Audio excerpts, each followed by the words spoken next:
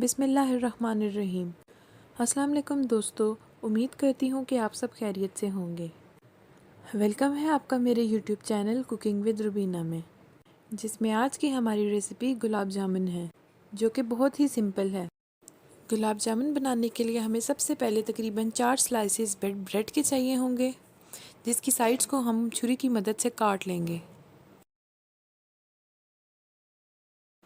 پھر ان سلائسز کو بھی ہم چھوٹے چھوٹے ٹکڑوں میں کاٹ لیں گے، جیسا کہ آپ لوگ ویڈیو میں دیکھ سکتے ہیں۔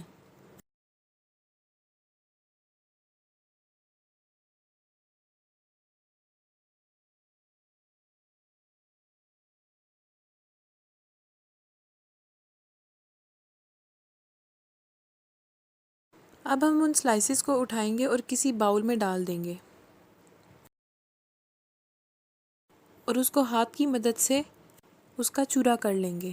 آپ چاہیں تو گرائنڈر میں بھی کر سکتے ہیں۔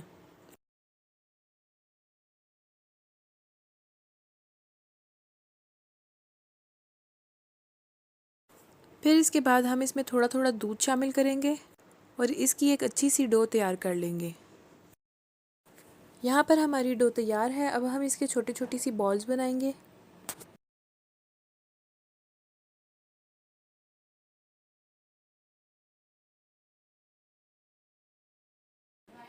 آپ چھوٹی اور بڑی دونوں بالز تیار کر سکتے ہیں۔